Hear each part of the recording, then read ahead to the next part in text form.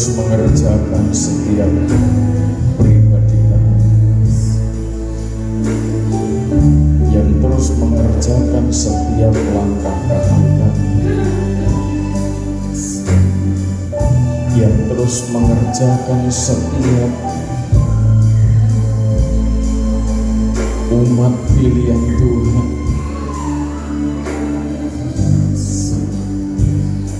menjadi pelaksana dari ketetapan Tuhan,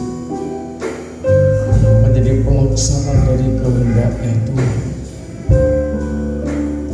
tanpa naungan hadirat Tuhan, tanpa naungan kemuliaan Tuhan, tidak ada kemampuan, tidak ada kekuatan untuk kami melangkah, untuk kami menjadi saksi-saksinya Tuhan. Tetapi sampai saat ini kami ada dan kami percaya Tuhan mengerjakan, Tuhan menaungi, Tuhan berkarya di tengah-tengah umat-Mu. Haleluya Yesus, terima kasih, terima kasih.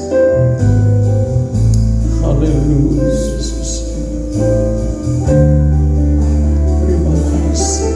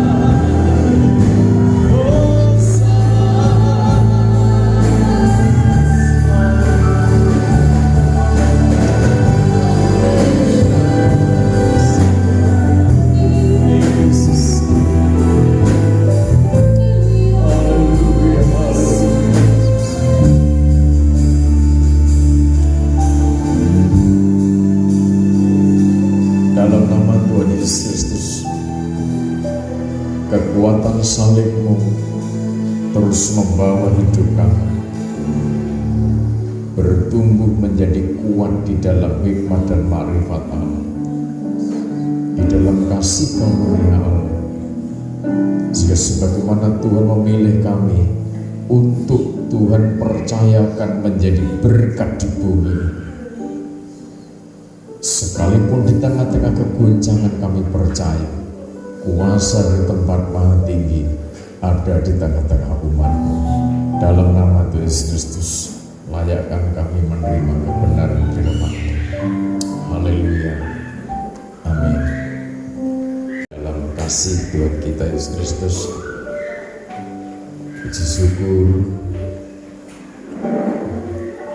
hanya bagi Tuhan, Raja di atas segala raja, yang terus membangun hidup kita dari hari ke hari.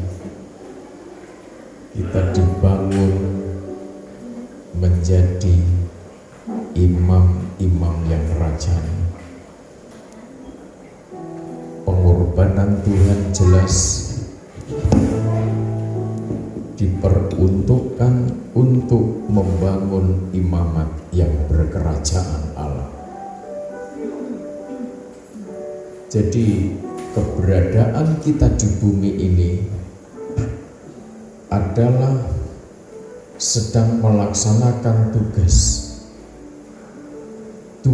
imamat yang Tuhan percayakan untuk kita kerjakan, untuk kita laksanakan di bumi. Tempat kita yang sesungguhnya bukan di bumi. Tempat kita yang sesungguhnya adalah kerajaan surga yang kekal. Di kemudian hari, ketika kita sudah selesai melaksanakan tugas di bumi ini, maka kita akan menempati tempat itu kekal selamanya, dalam kemuliaan, dalam kedamaian, dalam kesatuan, dalam suasana harmoni kehidupan kerajaan surga, di mana tidak ada kefasikan, tidak ada setan, adanya hanya kemuliaan, sukacita roh bersama-sama dengan orang-orang kudus yang ada di sana. Sementara kita bertugas di bumi, maka kita harus paham, kita harus tahu bahwa sebagai imam-imam, sebagai pelayan-pelayan Tuhan yang mendapat kemurahan dari Tuhan, dari kerajaan Allah, di mana kerajaan Allah, kalau boleh saya pakai bahasa biasa, kerajaan surga membuka kedutaan besar di bumi.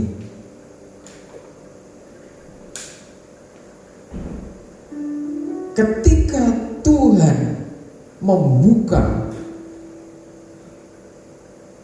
tempat di mana hamba-hambanya, duta-duta kerajaan Allah itu ditugaskan di situ, maka para duta kerajaan Allah ini punya tugas yang tidak mudah. Tugasnya imam-imam yang dipilih Tuhan di bumi ini yaitu untuk mengalirkan kekuatan kasih dari kerajaan Allah. Ketika kekuatan kasih itu dialirkan, maka di sana akan tercipta suasana yang damai, suasana yang tenang, suasana yang harmoni, suasana yang indah.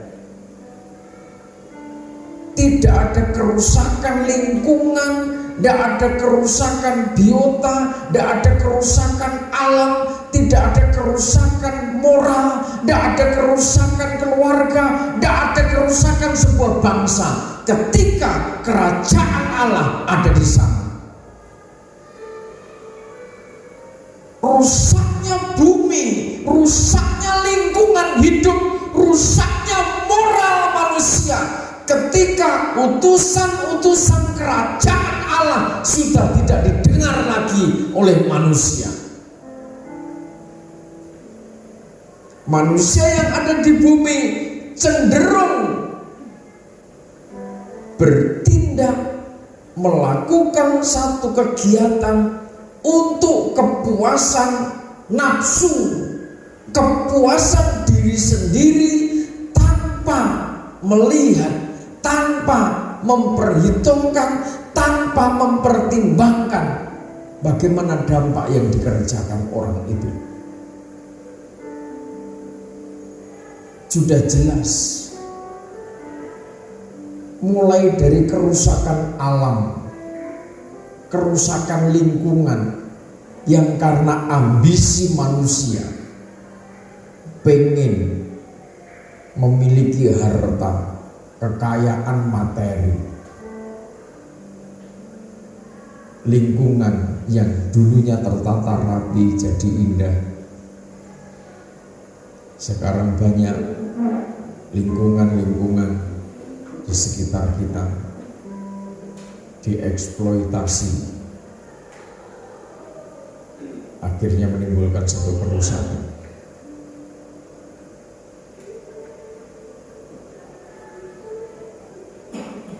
Ketika itu wilayah pertambangan, ada perjanjian setelah ini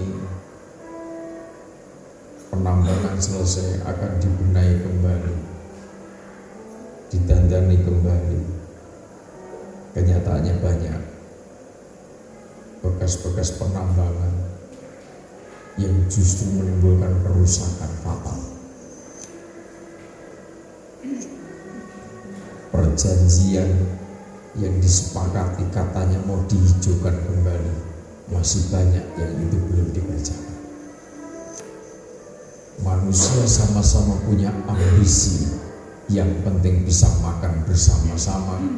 Maka ketika MOU itu tinggal MOU, maka tidak ada pertanggungjawaban. Manusia melakukan satu tindakan demi tindakan, tidak memperhitungkan, tidak melihat, tidak berpikir panjang bagaimana dampak moral, dampak psikologi atas anak cucunya. Yang penting dirinya senang, yang penting dirinya suka. Tentang dampak untuk anaknya, cucunya, itu tidak dipikirkan.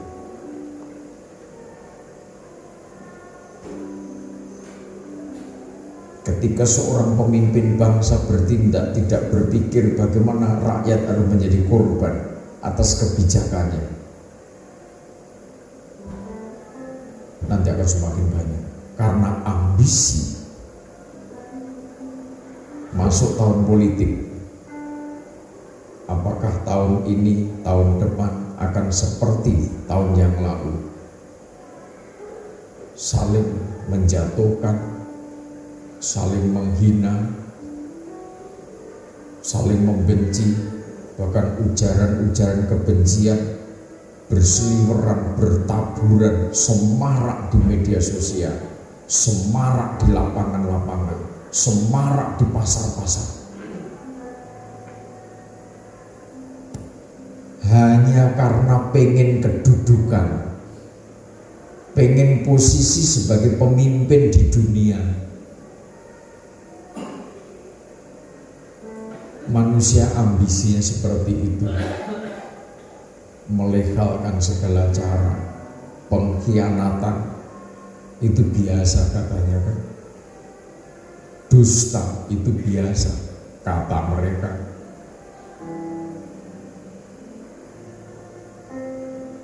Nah, terus bagaimana kita sekarang, posisi kita di mana?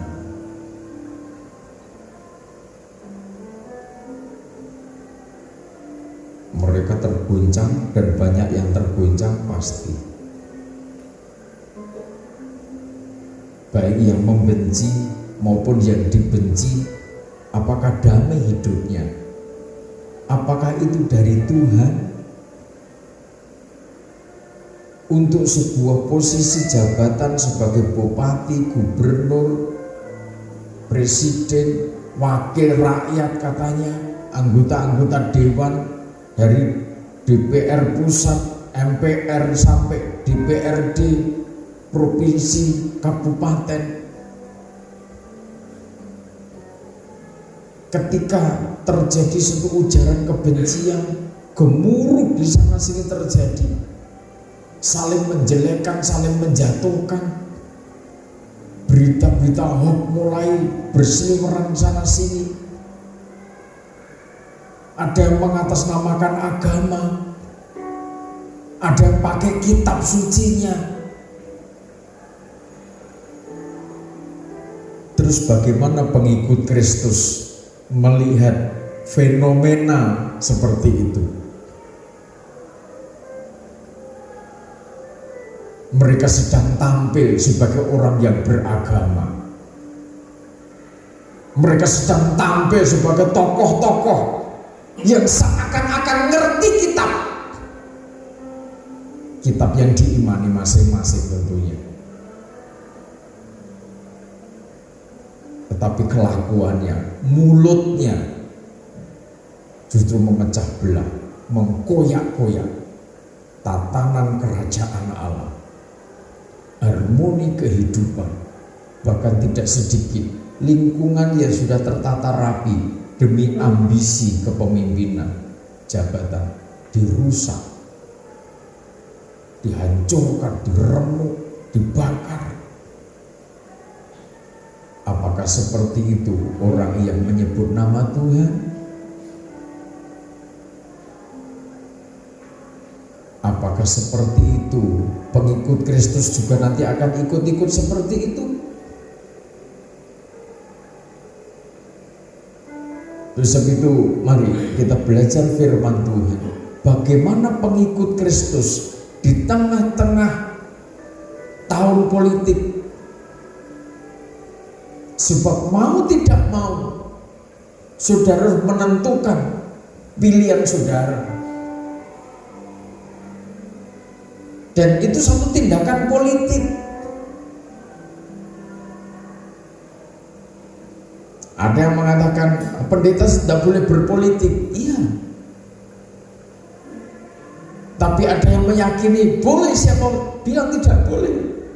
Saya tidak dalam kapasitas melarang seorang pendeta. Silakan mau jadi anggota dewan, silakan mau jadi bupati, silakan pendeta mau jadi gubernur kalau memang dipilih Tuhan.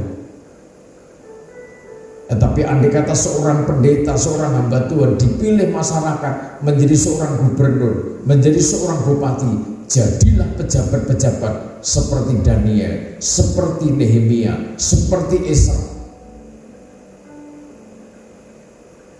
yang tidak mau mengambil haknya untuk dirinya sendiri, bahkan gajinya diserahkan untuk masyarakat. Gelem atau tadi bupati seperti itu, mau atau tadi pejabat seperti itu.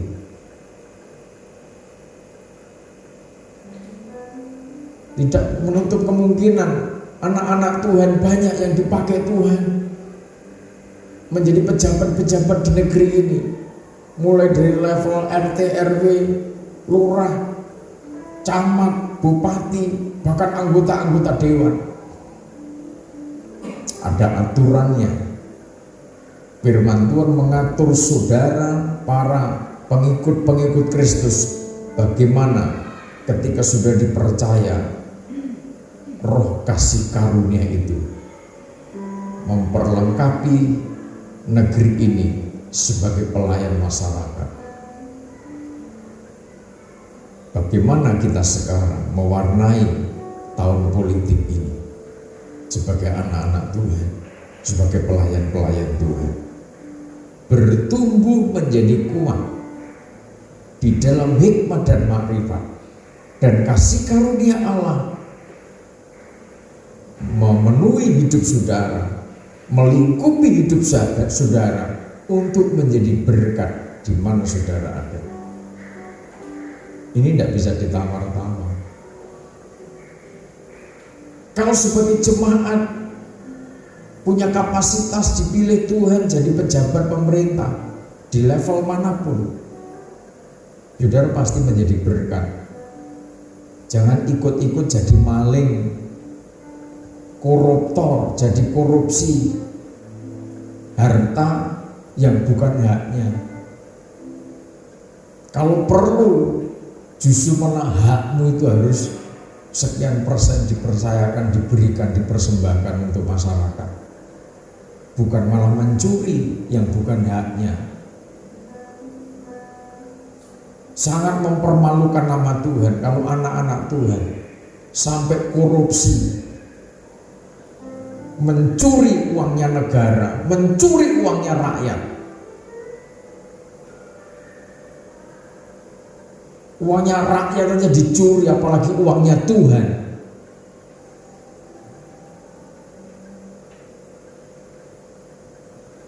Ini saya pesankan seluruh pejabat yang menamakan diri orang Kristen, anak-anak Tuhan, naib nasibmu, masa depanmu tidak akan baik kalau sampai mencuri, sampai korupsi.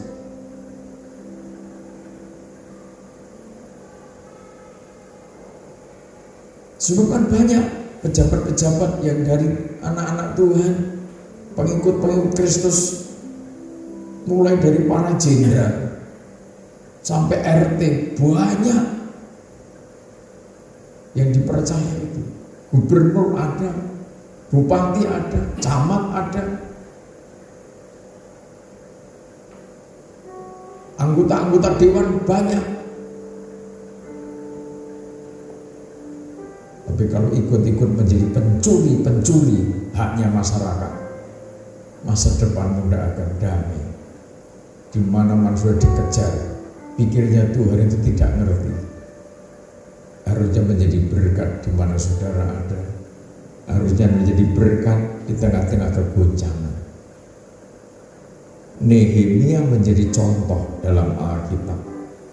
Esra menjadi contoh seorang pejabat yang dipakai Tuhan. Daniel, Sadrak, Mesak, Abednego punya pejabat tinggi, jabatan yang sangat tinggi, tetapi haknya dipersembahkan semua. Mereka tidak ambil gaji. Terus keluarganya makan dari mana? Tuhan itu tidak kurang cara untuk memberkati umatnya. Mari kita baca sekarang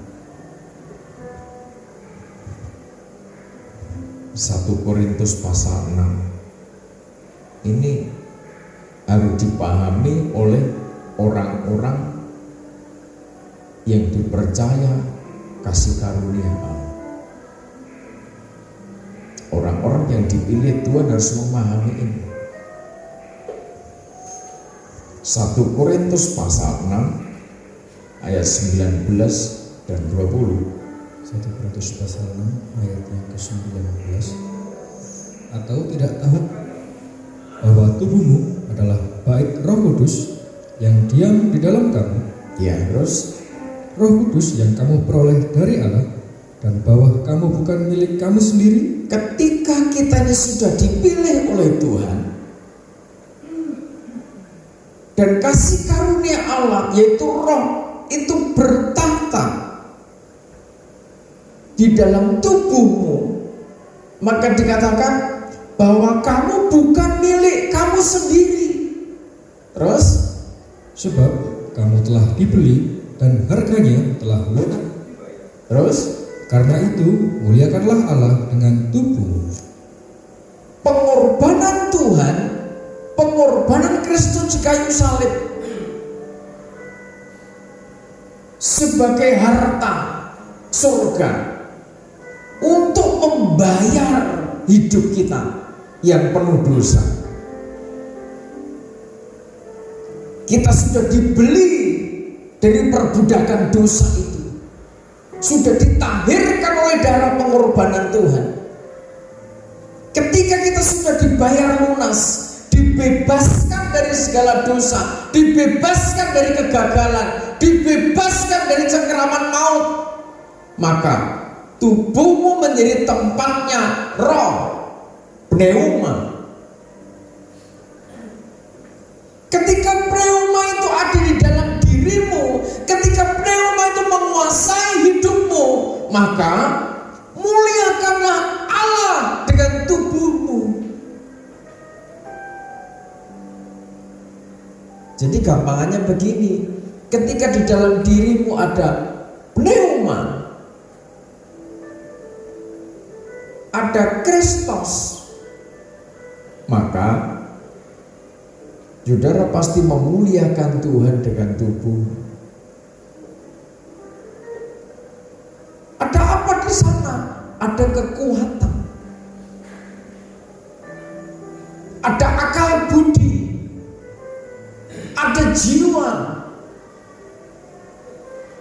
ada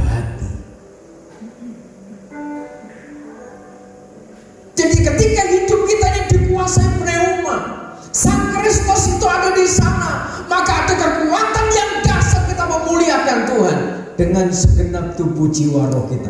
Amin. Ketika kita memuliakan Dia dengan segenap tubuh jiwa roh kita, ada dinamika spiritual di mana hikmat dan makrifat bertumbuh semakin kuat di dalam tubuhmu.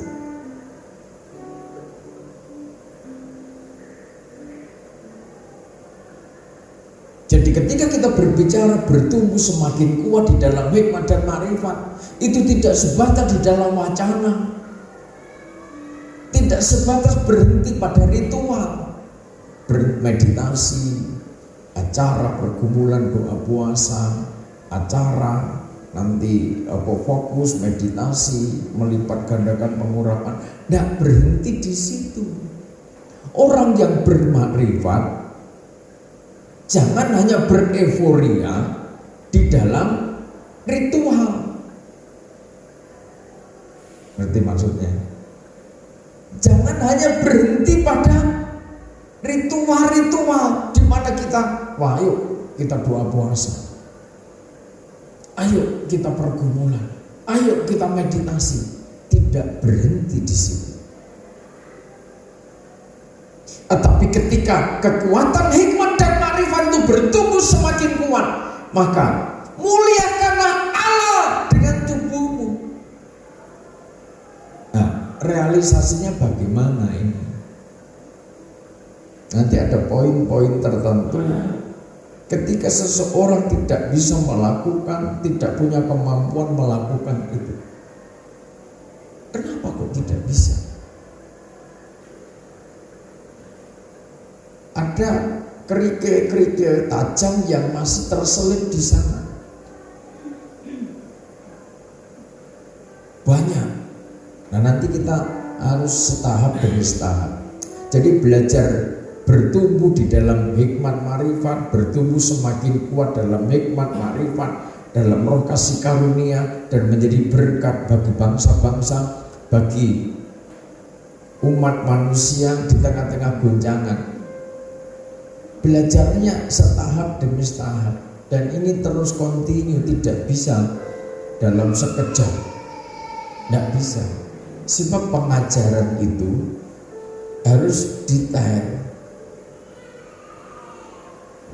Aliran air kehidupan itu kelihatannya tidak bergerak, tetapi begitu saudara minum air segelas, perlu berapa detik untuk langsung ke jempol kaki. Saudara pernah ngitung?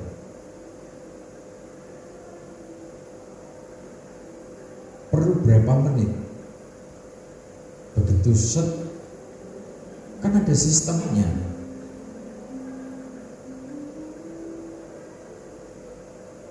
Lah, kita akan bertanya, saudara minum nutrisi untuk mengatasi persoalan yang ada di jempol kaki, yang ada di jari, yang ada di telapak, tapi kok tidak sampai, tidak berdampak apa-apa terhadap itu. Saudara flu, batuk, minum obat, tapi kok tidak berdampak apa-apa.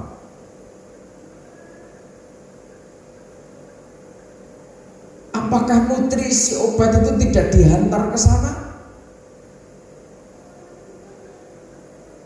Tidak didistribusikan ke sana? Kalau tidak didistribusikan, ada apa? Terus yang tugas sistem yang bertugas mendistribusikan ini sehat atau tidak? Menjawab pertanyaan kenapa kok tidak sampai, sing ngirim sopo gitu kan? Oh, yang bagian ngirim sistem ini.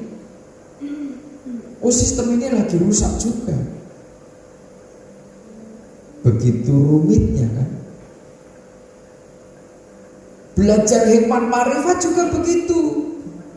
Orang bertahun-tahun belajar hikmat marifat, ya wis poso bareng, Puasa ya udah puasa macam-macam udah. Ada namanya puasa Daniel, puasa Esther, puasa Musa, puasanya Tuhan Yesus, puasanya Daud. Semua puasa dicoba semuanya. Tapi kenapa kok hikmat marifat kok tidak sampai ke sana? Mulutnya orang beriman bermarifat tentunya juga berbeda dengan mulutnya orang yang tanpa hikmat marifat. Kelakuannya orang yang punya hikmat marifat dan orang yang tidak punya marifat juga beda tentunya. Tetapi orang yang belajar hikmat marifat kok malah kelakuannya malah parah. Kenapa hikmat marifat tidak sampai ke sana? Kenapa organ tubuh itu tidak tersentuh oleh kekuatan kasih Allah bahwa hidupmu sudah dibeli dengan darah Kristus itu sendiri?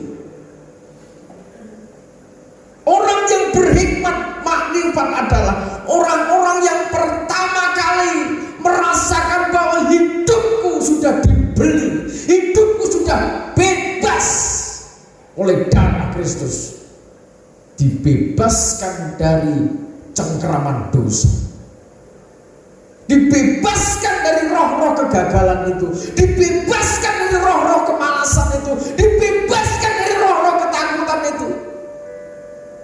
Tapi kenapa kok tidak sampai ke sana?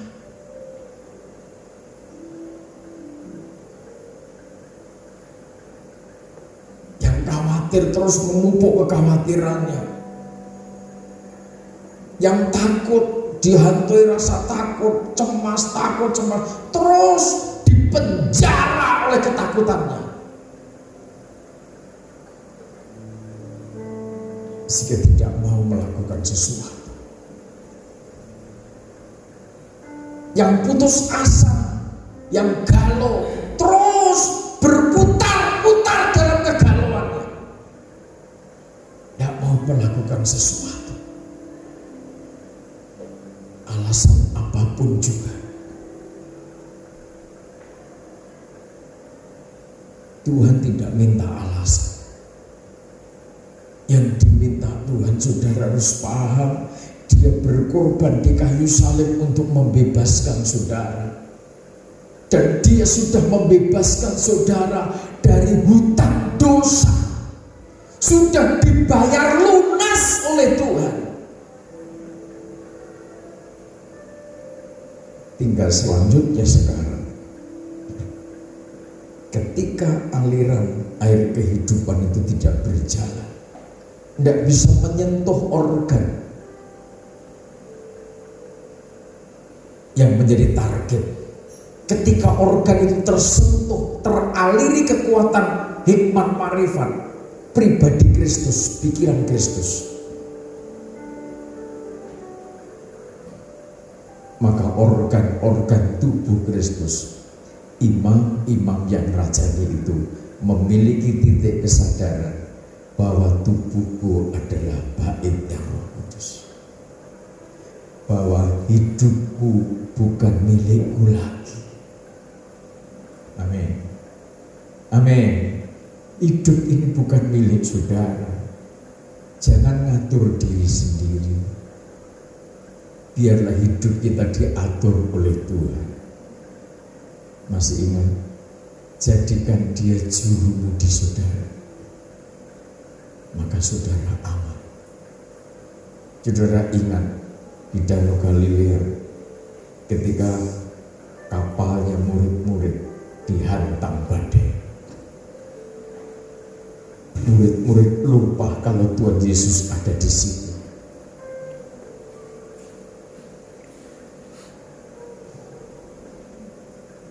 Murid-murid tidak paham bahwa sang juru peneduh itu ada di situ.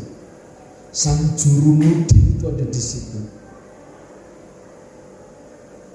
Dia berteriak, "Guru, kita binasa. Guru, kita hancur kalau begini." Padahal berhadap-hadapan dengan sang juru mudi, masih berani mengatakan, "Guru, kita binasa." Tuhan katakan, "Kenapa kamu tidak percaya?" Persoalan demi persoalan seringkali tidak kunjung selesai seizin Tuhan untuk mendewasakan iman saudara. Amin.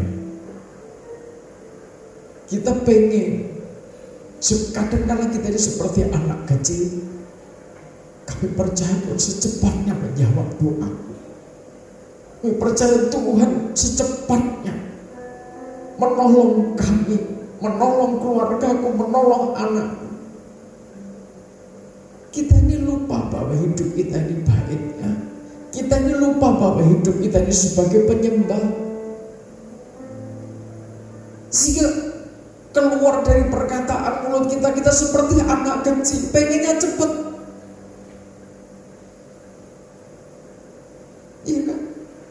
Coba lihat cucumu nanti kalau minta sesuatu yang ngerti gitu, pengen selalu cepet. Minta sesuatu pengen cepet. Minta sesuatu pengen cepet. Nggak mau. Disemayani itu nggak mau. Ditenggang waktu nggak mau. Kenapa seringkali kita seperti anak-anak kecil di hadapan Tuhan? Bahkan Tuhan itu sudah ngajari kita, biarlah kehendaknya yang jadi. Orang-orang yang bertumbuh di dalam hikmat dan ma'rifat, orang-orang yang mendapat roh kasih karunia akan diberikan roh pengertian bahwa biarlah kehendak Tuhan yang jadi, bahwa kita ini hanya hamba. Kalau Maria berkata begitu, bukan Maria ngelokro, bukan. Itu satu titik penyerahan, persembahan hidup. Ini aku Tuhan, aku hanya hamba. Ketika Tuhan mau menjadikan ini alatnya Tuhan, biarlah Tuhan yang berkehendak beracara di dalam hidup kita. Seringkali kita seperti anak kecil yang merengek-rengek karena ketakutan yang ada di depan kita, persoalan yang ada di depan kita, menjadikan kita ini takut, menjadikan kita ini cemas, menjadikan kita ini terguncang, sehingga secepatnya ketika Tuhan tidak menolong, dipikirnya kita binasa. Padahal Tuhan sudah membebaskan saudara dari roh kebinasaan itu. Tuhan sudah mendidik kita supaya iman kita matang. Tuhan sudah menempa kita supaya pengharapan kita matang. Tuhan menghiasi setiap kehidupan kita. Bagaimana kita belajar mensyukuri kemurahan Tuhan yang luar biasa itu. Jangan memiliki konsep kehidupan di dalam Tuhan harus berlimpah materi baru bahagia. Konsep kehidupan kerajaan surga bukan itu. Makanya dalam menjalankan misi di bumi, Tuhan Yesus mulai dari kandang, dari menara jaga, di mana gembala-gembala sering ngumpul di situ menjaga kawanan domba-dombanya.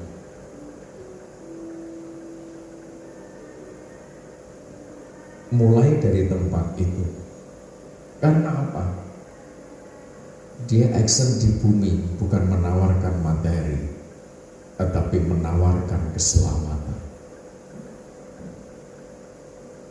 Amin. Amin. Kita berlimpah-limpah dengan materi, kalau tidak selamat untuk apa hidup?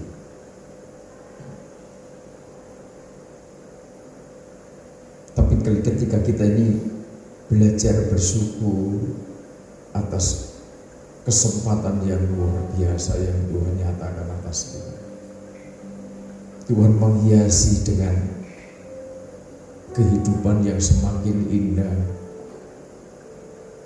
menghiasi kehidupan kita yang semakin sibuk melayani Tuhan, dipakai menyembah Tuhan, mengagungkan Tuhan. Ini menjadi satu aktivitas hidup kita sampai masa senja, masa tua. Semakin kuat pengurapan yang ada di dalam saudara, yang sangat dibutuhkan anak cucu saudara. Jadi semakin tua umur saudara, saudara harus semakin kreatif di dalam memperkuat hikmat dan makrifat, sehingga pitutur saudara, perkataan saudara adalah perkataannya seorang penatua, seorang alat-alatnya Tuhan, hamba-hambanya Tuhan, yang terus mendistribusikan pengajaran aliran air hidup kepada anak cucu. Mereka yang berkiprah di dunia yang penuh goncangan, kiprah saudara di balik tirai.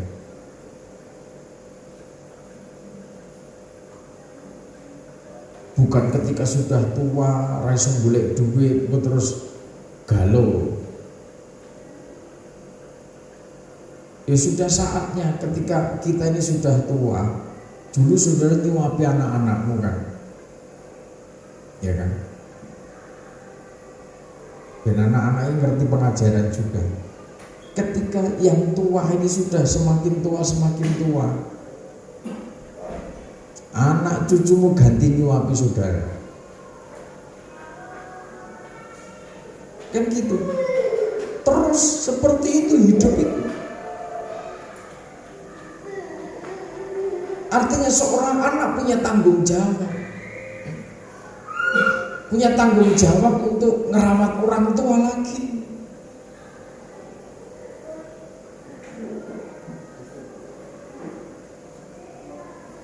Berdosa kita di hadapan Tuhan ketika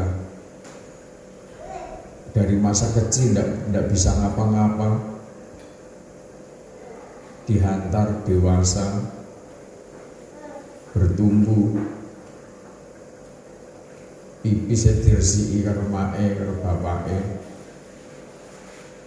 pup aja juga yang bersihkan, yang bereskan juga orang tuanya.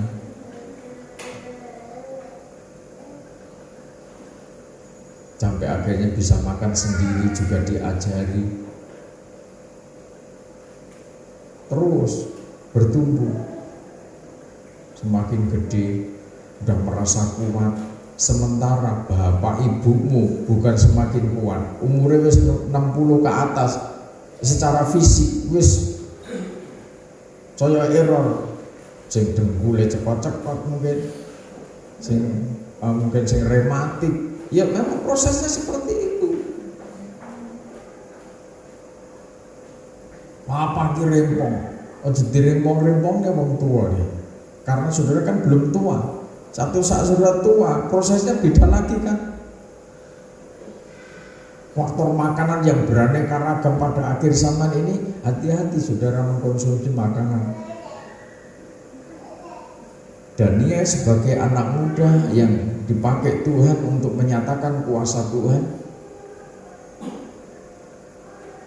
pilih menikmati makanan yang tidak sedap-sedap, tidak mengurangi hikmat marifat yang ada di dalam dirinya. Bukan berarti saya melarang saudara makan makanan yang sedap-sedap, silakan, tapi jaga diri baik-baik, kuasai diri baik-baik. Sebab MSG, penyedap rasa yang dipakai sekarang itu semakin membuat lidah itu menari-nari. Berarti kan gitu kan. Waktu sendok bakso sama kok rong sendok penyedap rasa, saudara tidak ngerti efek dampaknya. Fatal. Sebab itu saya ingatkan, apalagi yang muda-muda, hati-hati, manfaatkan hal yang seperti itu. Hidup kita dihiasi dari hari ke hari dengan kemurahan Tuhan yang luar biasa. Kita belajar bersyukur, kita belajar berterima kasih. Tuhan sudah membayar lunas. Harusnya kita ini berada dalam otoritas kebinasaan, tetapi sudah dibayar lunas oleh Tuhan. Selanjutnya bagaimana kita bertindak melakukan tugas-tugas ilahi itu sesuai dengan otoritas dari Tuhan. Ketika Tuhan menghiasi hidup kita dengan kasih-Nya yang luar biasa, dengan rancangannya yang luar biasa, nanti kita telusuri setahap demi setahap. Penyumbat berkat, penyumbat hikmat marifat kok tidak bergerak dengan dinamis. Belajar iman marifat tetapi kok tidak mengubah pola pikirnya, tidak mengubah perkataannya, tidak mengubah kelakuannya. Ada apa di dalamnya? Nah, kerikil itu unsur-unsur di luar biji emas murni itu harus disingkirkan. Sampai nanti ketemu biji emas murni, dijadikan satu talenta, baru ditempa menjadi sosok jelita emas. Ini proses nyingkirkan materi-materi selain logam emas. Ini kan tidak mudah, ini kan perlu waktu. Oleh sebab itu, tahap pertama kita harus belajar mensyukuri kemurahan Tuhan itu. Belajar terus berterima kasih atas karyanya Tuhan di dalam hidup kita. Amin. Kau hiasi kehidupanku dengan kemurahan.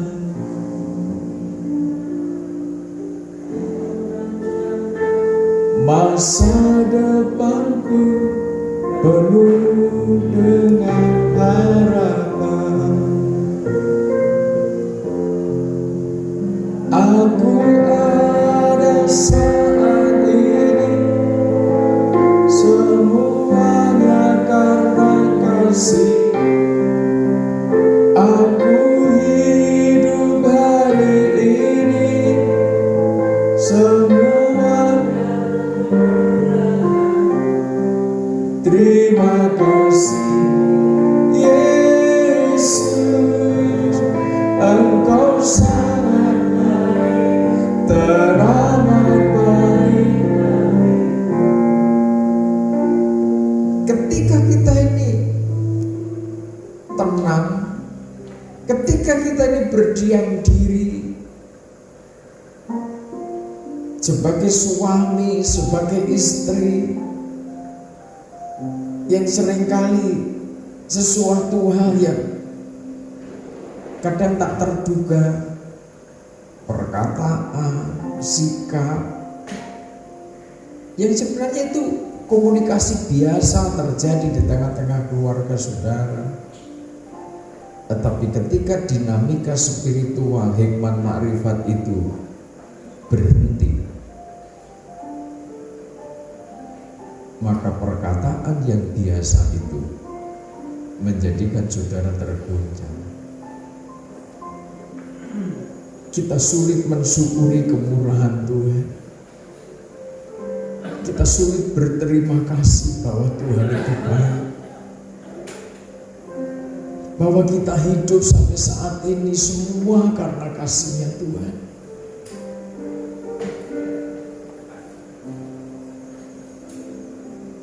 Banyak orang yang lebih menderita banget, sementara kehilangan damai sejahtera. Di mana-mana tidak tenang, di mana-mana tidak merasakan sejahtera. Jadi ngomong sama istrinya, ngomong sama suaminya, tidak ada damai. Adanya selisih paham terus. Saya kalau mendengar cerita orang-orang seperti itu di luar sana, mereka bercerita di warung-warung, saya hanya mendengar. Saya di bengkel, saya dengarkan cerita orang, saya di sebelahnya persis Mereka cerita dengan asiknya tentang penderitaan hidupnya. Kita yang mobilnya api-api, tapi cerita penderitaannya dengan konco-konco dia, ngeri. Setelah lama kelamaan mereka bercerita, menyinggung nama seseorang, nyebut nama seseorang. Si pemilik bengkel itu mengatakan, "Loh ini bosnya." "Loh kita om." "Maaf om." Sudah cerita panjang lebar tentang ini tentang itu. Hidup itu harus dihadapi dengan hati yang damai. Kalau di dalam hidup itu tidak pernah ada ucapan syukur, tidak pernah ada ucapan terima kasih kepada yang memberi, dari yang adil, dari yang penuh kasih, Sang Maha Kasih itu, selamanya manusia tidak akan pernah merasakan puas. Nggih om leres om. Iya leres. Sebab itu saudara terkasih dalam Tuhan, mari kita hiasi kehidupan ini dengan kemurahan Tuhan. Masa tua manfaatkan dengan baik. Dan saatnya saudara bisa jalan-jalan, ya kan? Alun-alun. Mereka punya alun-alun bagus, pagi-pagi jogging, kan pernah kesana? Atau sepedaan, itu kan putar alun-alun, terus pulang ke rumah. Itu sama teman-teman ya. Ayo toh bos, jalan-jalan loh pagi-pagi itu, mau sepedaan gitu. Ajak sepedaan, aku nanti sepeda kok ngenyek aku loh. Jalan-jalan ya pagi-pagi di alun-alun ini.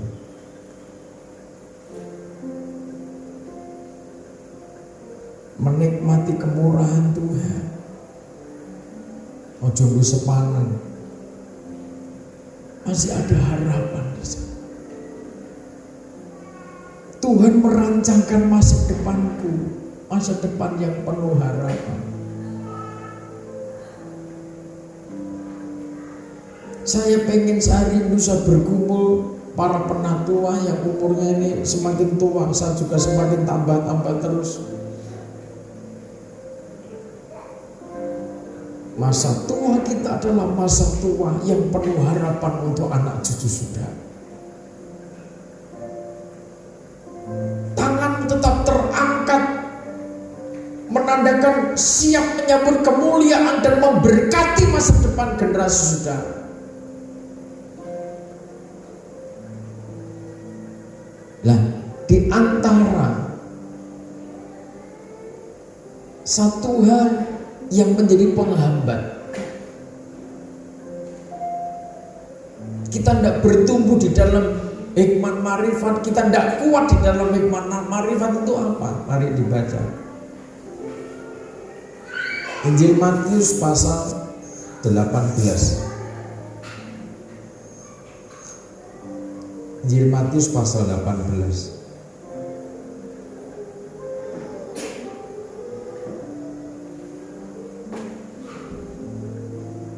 Injil Matius 18 mulai ayat 21. Matius pasal 18 ayat yang kedua. Jadi dalam 1 Korintus tadi kita jelas bahwa kita sudah ditebus oleh darah anak domba. Kita sudah dibeli, dibayar lunas oleh pengorbanan Tuhan. Mari mulai ayat 21. Perumpamaan tentang pengampunan. Kemudian datanglah Petrus dan berkata kepada Yesus, "Tuhan, sampai berapa kali aku harus mengampuni saudaraku jika ia berbuat terhadap aku? Sampai 7 kali?" Yesus berkata kepadanya, "Bukan, aku berkata kepadamu, bukan sampai 7 kali, melainkan sampai 70 kali." 70 kali 7 kali. Terus Sebab seumpama seorang raja yang hendak mengadakan perhitungan dengan hamba-hambanya. ya, terus Setelah ia mulai mengadakan perhitungan itu, dihadapkanlah kepadanya seorang yang berhutang 10.000 talenta. 10.000 talenta. tetapi karena orang itu tidak mampu melunaskan hutangnya, raja itu memerintahkan supaya ia dijual beserta anak istrinya dan pemiliknya untuk membayar hutangnya. Ya, terus Maka sujudlah itu menyembah dia, katanya, sabarlah dahulu, segala hutangku akan kulunaskan. ya, terus Lalu tergeraklah hati raja itu oleh belas kasihan akan hamba itu, sehingga ia membebaskannya dan menghapuskan hutangnya. sampai situ dulu. Dalam perumpamaan ini menggambarkan di mana raja yang bijaksana, raja yang penuh dengan keadilan itu, raja yang penuh kasih itu membebaskan hutang seorang hamba dengan besaran hutang 10.000 talenta. 10.000 talenta ini, 1 talenta itu kurang lebih 34 kilogram. Kalau diuangkan dinar menjadi kira-kira 6.000 dinar 1 talenta. Lah, utangnya orang ini 10.000 talenta. Berarti kalau dikilogramkan menjadi 340.000 kilogram. Kalau dibuat dinar menjadi 60 juta dinar. Itu utangnya hamba.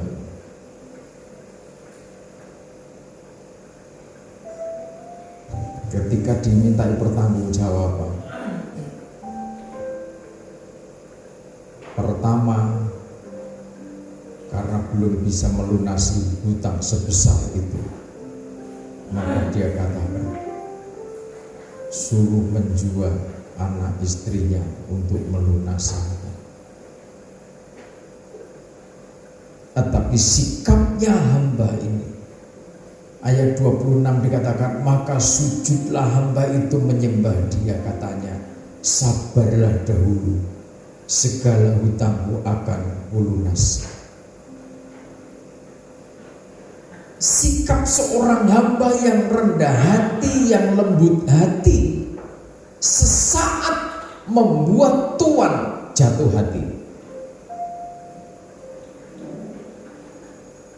Tergerak hatinya raja itu dengan belas kasihan akan hamba itu, sehingga dikatakan ia membebaskannya dan menghapuskan hutangnya. Hutangnya sebesar 60 juta dinar. Clear.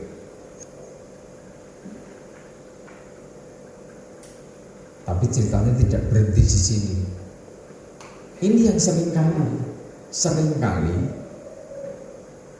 menghambat kita, menghambat hati kita, jiwa kita, pikiran kita, kekuatan kita.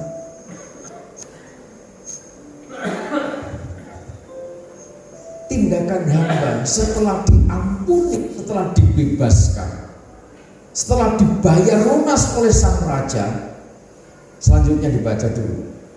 Tetapi ketika hamba itu keluar, ia bertemu dengan seorang hamba lain, Ya, yang berhutang 100 dinar. ada orang yang berhutang 100 dinar kepada hamba yang sudah diampuni tadi, yang sudah dihapuskan hutangnya.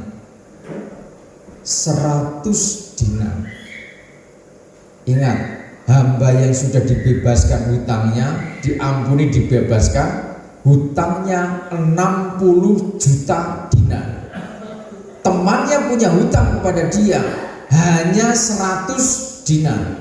Kan kecil banget. Terus ya, Bayar hutangmu. Maka sujudlah kawannya itu dan memohon kepadanya. terus Tapi ia menolak dan menyerahkan kawannya itu ke dalam penjara sampai dilunaskannya hutangnya. ya, dari situ kenapa orang yang dulunya berhikmat, bermakrifat, sujud menyembah sampai dibebaskan dosanya, dibayar lunas dosanya. Hutang dosa yang 60 juta dinar itu lunas.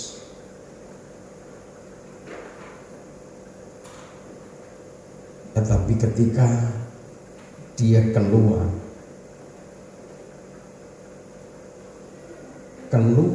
dari sakramen,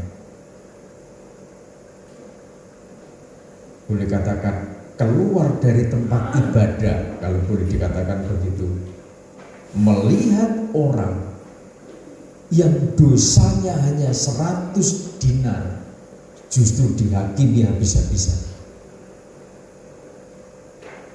bahkan dimasukkan dalam penjara, disengsarakan oleh kelakuannya orang yang sebenarnya hutangnya sudah dibayar, dosanya sudah dibebaskan. Saudara, orang yang berhikmat, bermakrifat, supaya kita bertumbuh semakin kuat di dalam hikmat makrifat, kita harus sadar kita ini sudah dibayar lunas oleh Tuhan. Tuhan sudah mengampuni kita. Ketika Tuhan sudah membebaskan kita dari segala tuntutan hutang dosa itu, maka ketika kita ini melihat orang lain punya hutang dosa, jangan justru malah mencekik mereka, menghakimi mereka, mendiskreditkan mereka, membicarakan terus, dikoreksi terus, disalah-salahkan terus. Kalau dikoreksi, menegur menjadi baik. Tugas saudara menegur, menasihati. Tetapi kalau saudara menghakimi, didiskusikan panjang lebar tanpa melakukan satu tindakan solusi, ingat, semua ada konsekuensinya. Ketika kita bertindak begitu, semua ada konsekuensinya. Jadi ketika kita ini sudah dibebaskan Tuhan dan kita menikmati hari-hari hidup kita dengan penuh harapan, masa depan yang penuh harapan, karena Tuhan sudah membayar lunas dosa kita, bagaimana saudara harus mentransfer otoritas kasih Tuhan itu supaya orang yang hanya dosanya kecil 100 dinar kalau dinilai, pada dosa kita 60.000 dinar, 60 juta dinar. Kita melihat kesalahan orang, ikut benci, ikut tidak suka, ikut pahit hati kepada orang yang dosanya hanya 100 dinar. Apa urusan saudara ikut membenci orang itu? Apa urusan saudara ikut menyimpan akar kepahitan kepada orang itu? Andai kata pun saudara ikut mungkin dikecewakan oleh orang yang berdosa 100 dinar ini, ingat dosa kita 60 juta dinar sudah lunas. Diteruskan dulu.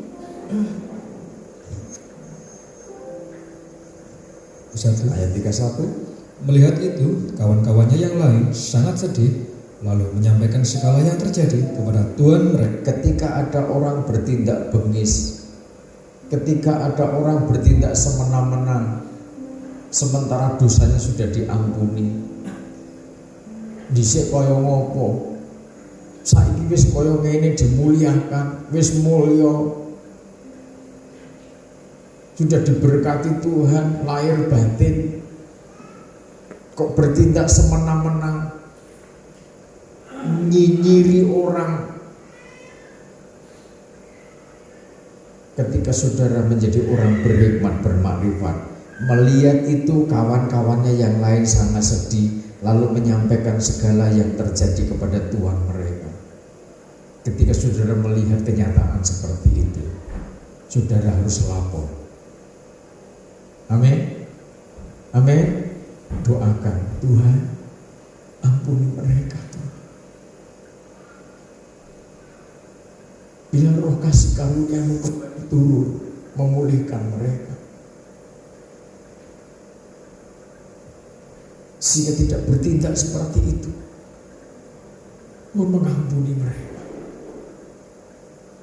Sebagai orang berhikmat, saudara lapor kepada Raja. Ya Tuhan, kiranya Tuhan berkenan mengalirkan roh belas kasihan. Sebutkan orangnya, ini Tuhan, ampuni mereka. Itu orang berhikmat. Itu tindakannya seorang imam. Ketika ada orang nyinyir mungkin di depan saudara, ajak mereka berdoa. Ayo kita berdoa untuk orang itu yang kamu katakan itu. Ayo kita doakan orang yang kamu ceritakan itu, biar mereka juga diberkati Tuhan. Hidup damai, dibebaskan dari 100 dinar. Amin. Amin. Kalau saudara bertindak begitu, saudara sedang menaburkan roh kasih karunia itu. Istri saudara mungkin tidak ngerti, sudah pulang kerja langsung, kalau pak orang itu, ayo kita doakan orang itu.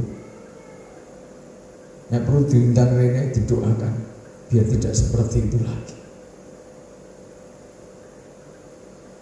Sudah sebagai suami yang bijaksana, kuat di dalam hikmah dan makrifat.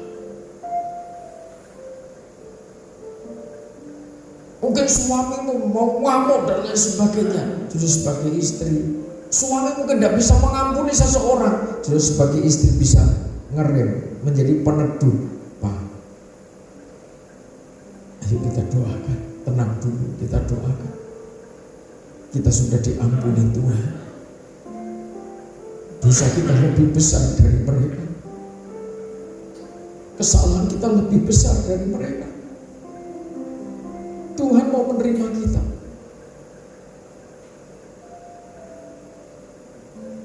Bukankah kita ditugasi untuk mengampuni dan memberkati orang-orang seperti itu? Ketika sudah dihadapkan pada kenyataan orang-orang yang seakan membuat saudara sengsara, diperhadapkan pada orang-orang yang masa lalu saudara seakan dibuat menderita, mereka alatnya Tuhan yang dipakai mendewasakan saudara.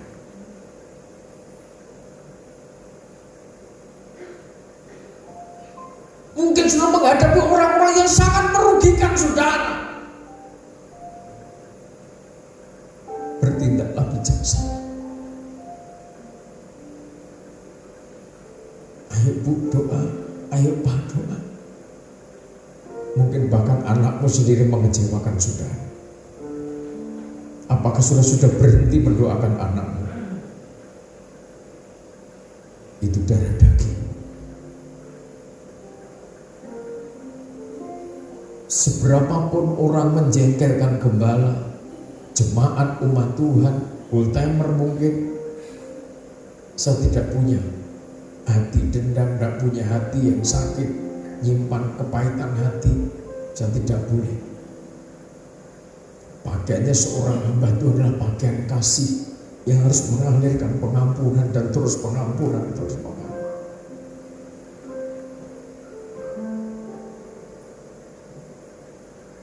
Jadilah sahabat-sahabat, kawan-kawan orang yang berhikmat, bermakrifat. Sudah tidak bisa menegur langsung orang yang mungkin saling bertarung, saling mendiskreditkan, saling mencaci. Saudara mungkin tidak punya kemampuan untuk komunikasi, tetapi saudara paling tidak punya kemampuan komunikasi dengan Raja di atas segala raja. Saudara berdoa untuk orang-orang seperti itu. Amin. Laporkan Tuhan, ini anak, ciptaan. Ampuni mereka sebagaimana Tuhan mengampuni aku, sebagaimana Tuhan mengampuni keluarga. Jangan kiranya mereka binasa karena kebodohannya. Taburan saudara yang saudara kerjakan di kamar bersama keluarga, taburan saudara dengan ratap tangis di tempat saudara masing-masing untuk keselamatan banyak orang, itu tidak sia-sia.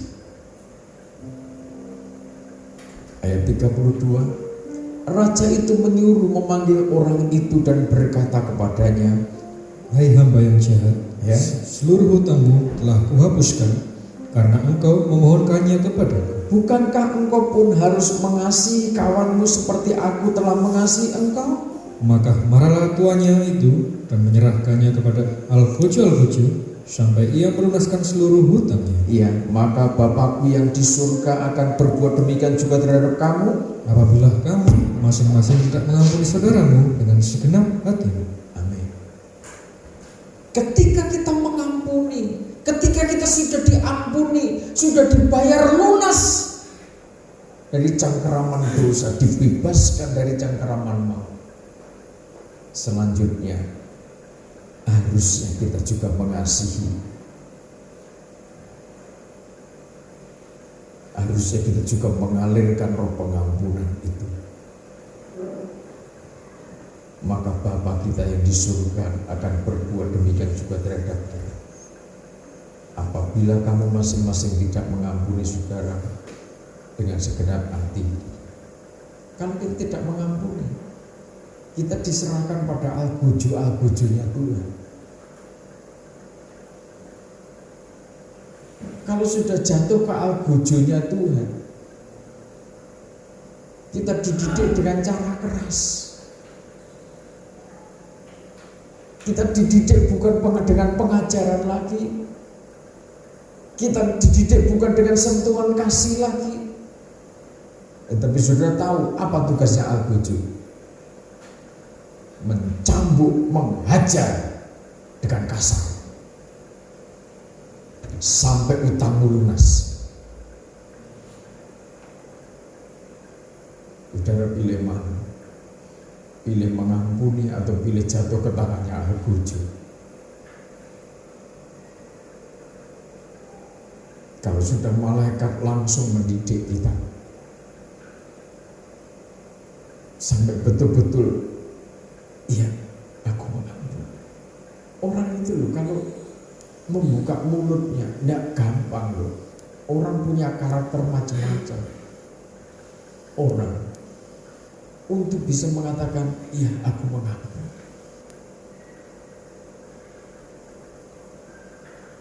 Kan tidak mudah.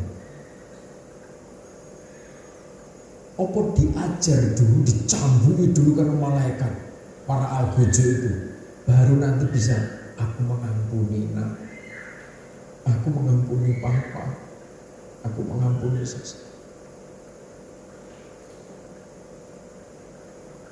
Ada orang yang dengan pengajaran, dengan sentuhan kasih yang lembut, sudah cepat banget mengampuni, mengasihi, mengampuni, mengasihi. Sujud mohon pengampunan. Tetapi ada juga sebagian orang untuk bisa mengampuni dan minta ampun perlu diajar dulu dengan cara kasar. Kalau saya pribadi, kenapa harus dengan cara kasar? Kenapa sekeras itu hatinya manusia? Kenapa sedegil itu hatinya manusia? Kenapa segengsi itu manusia? Sementara kita sudah diampuni oleh Tuhan. Dia sudah berkorban di kayu salib demi menebus dosa-dosa kita. Jangan lagi mempersoalkan orang yang punya hutang 100 dinar. Dosa mereka terlalu kecil di hadapan Tuhan. Dibanding dosa kita mungkin 10.000 dinar mungkin, 60 juta dinar mungkin, atau berapa mungkin tidak terhitung lagi dosa-dosa kita. Itu pun sudah dibersihkan oleh darah anak domba Allah. Jangan sebagai orang-orang beribadah, jangan mempersoalkan dosanya orang yang kecil-kecil. 1 dinar, 2 dinar sampai 100 dinar sudah persoalkan. Sementara dosamu yang tidak terhitung sudah dibebaskan oleh Tuhan. Jadilah penyembah-penyembah yang hidup di dalam roh dan kebenaran. Sebagai pelita yang tertempat memancarkan terang kasih Tuhan itu. Sehingga ketika kita menghiasi kehidupan ini dengan ucapan syukur, dengan kemurahan Tuhan, anak cucu sudah juga menjadi anak cucu yang damai, tenang. Sudah sebagai anak-anak harus berjuang bagaimana membangun sinergi dengan tim keluarga besar saudara. Apalagi ketika saudara masih dekat, mungkin serumah, lebih harmoni lagi kan.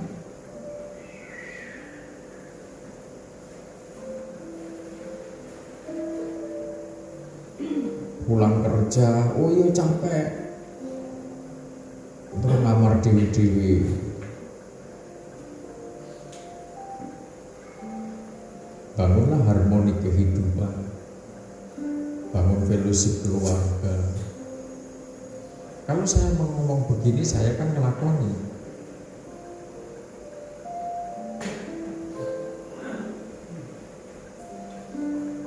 Sampai kadang anak-anak itu pesen, tapi jangan makan dulu,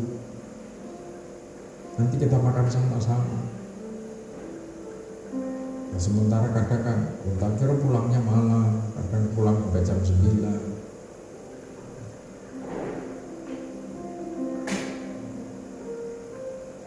Di situ kita bisa ngobrol, setelah makan kita bisa ngobrol. Apapun yang saudara makan, di meja makan itu saudara bisa cair suasana, melatih cucumu juga bisa makan bersama opa-opanya. Mereka bisa, anak-anak cucu bisa melihat luar biasa kebersamaan. Bangun fellowship seperti itu. Bisa menceritakan bagaimana Tuhan menolong saudara, campur tangan saudara, bisa saling sharing. Atau mungkin ada persoalan begini, tolong doakan Pak, tolong doakan begini. Gembala membangun situasi yang seperti itu.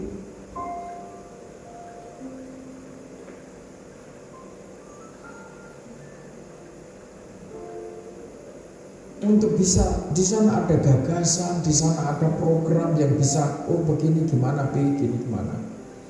Nanti saya sampaikan, gini gimana. Itu bagus, tidak apa-apa, kerjakan.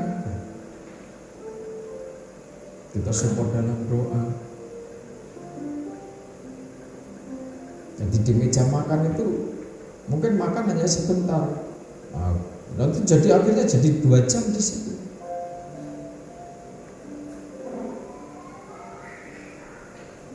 Jangan yang satu makan di dapur, yang satu makan di teras, yang satu makan di kebun. Aku senang di kebun kok Pak. Kebun. Yang siji ucul, aku ramangan. Alah, gak enak blas. Ada saatnya saudara, ada saatnya juga mungkin keluar sama-sama. Jangan berpikir, wah aku capek, aku penat. Demi kesatuan, demi kerukunan. Ada saatnya keluar, kemana? Saudara, kalau gembala itu keluar, ada saatnya keluar kemana? Diajak anak-anak. Ada saatnya saya berdua saja, atau bertiga tambah kairos.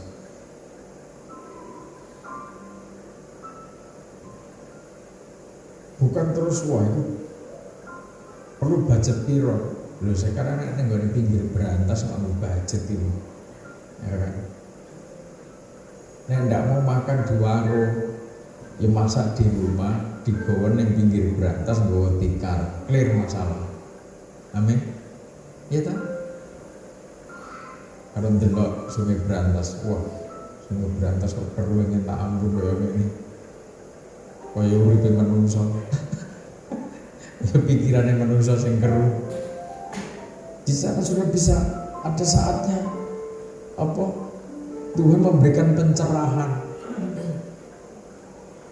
Coba cairkan suasana, cairkan situasi keluarga yang seakan kok komunikasinya kok hang itu.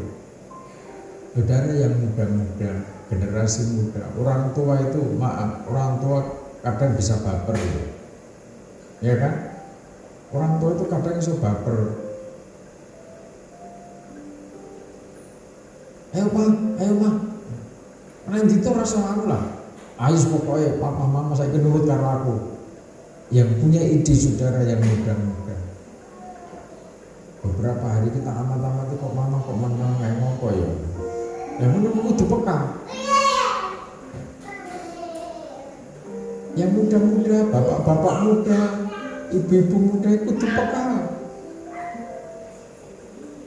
Apa masuk angin? Apa karena apa? Nah, dibangun. Sebab pertumbuhan hikmat dan marifat yang semakin kuat itu muncul juga dari situ. Kita berulang kali ngomong hikmat marifat bertumbuh kuat di dalam marifat, bertumbuh kuat dalam roh kasih karunia, tapi saudara tidak menerapkan di tengah-tengah keluarga.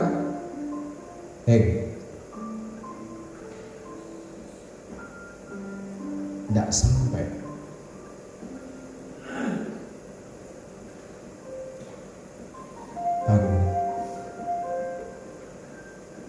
Bukan yang alun-alun, yang ngomong alun-alun mana, atau di mana. Di sekitar kota kita ini banyak tempat-tempat wisata yang enak. Sampai saya promo tempat-tempat enak ini, kota kita ini sudah semakin bagus loh. Didesain semakin indah, semakin bersih, nuansa Majapahit semakin tampak, karismanya Majapahit itu semakin terasa.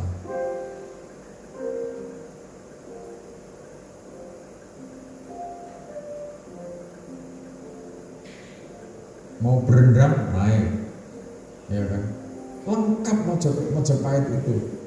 Mau berendam air hangat pasang godok, naik aja ke Padusan sana air panas. Memilih yang mana? Mau berendam yang campur banyak orang. Loh, sekarang sudah ada yang pribadi kan?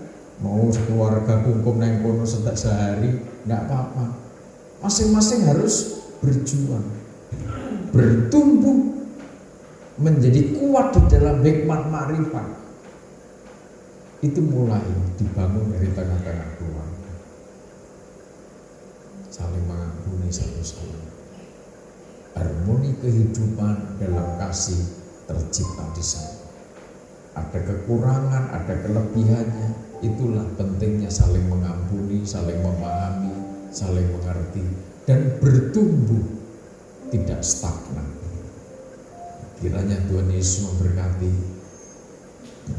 Biarlah hidup kita dihiasi dengan kasih dan kemurahan. Haleluya.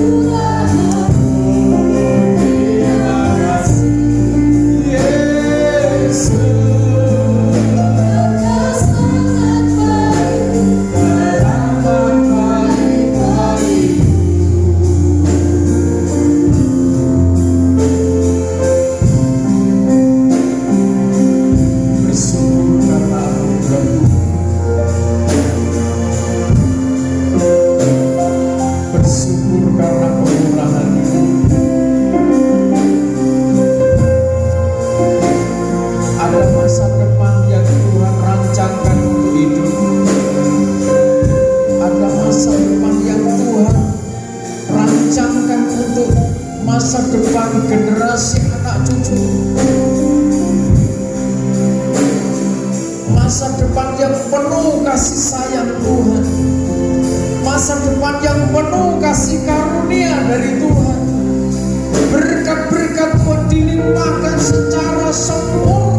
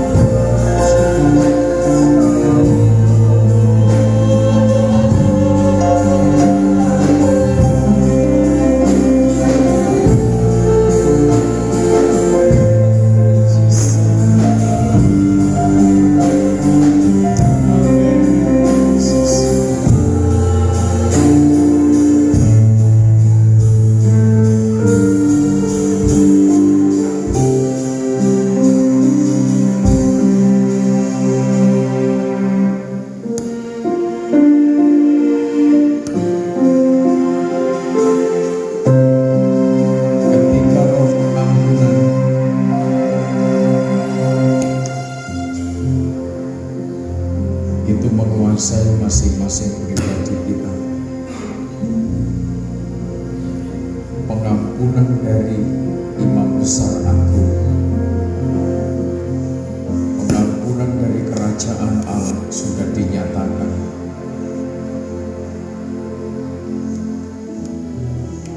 Maka yang dikehendaki Tuhan supaya kita juga melakukan sebagaimana Tuhan kerjakan atas para hamba-Nya. Jangan ada yang menyimpan kepahitan hati, jangan ada yang menyimpan kebencian, tetapi tugas saudara adalah berdoa supaya orang yang terjerat hutang 100 dinar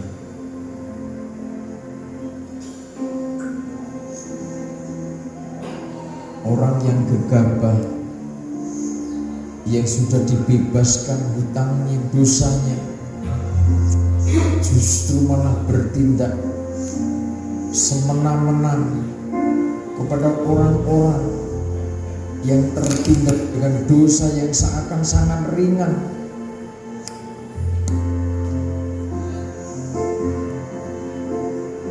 Tuhan mengampuni, Tuhan melimpahkan kasih karunia.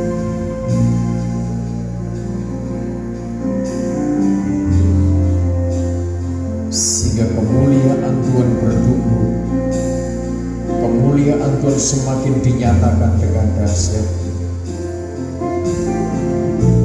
kekuatan Tuhan dinyatakan dengan dahsyatnya. Ketika kekuatan kasih, kekuatan pengampunan itu mengalir dari masing-masing pribadi, doakan, mohonkan ampun kepada Raja di atas segala raja.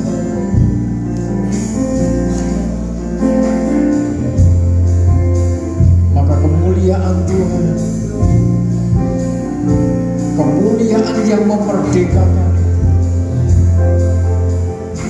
kemuliaan yang membebaskan itu, kemuliaan yang memulihkan, kemuliaan yang menyembuhkan, kemuliaan yang memberikan kemenangan,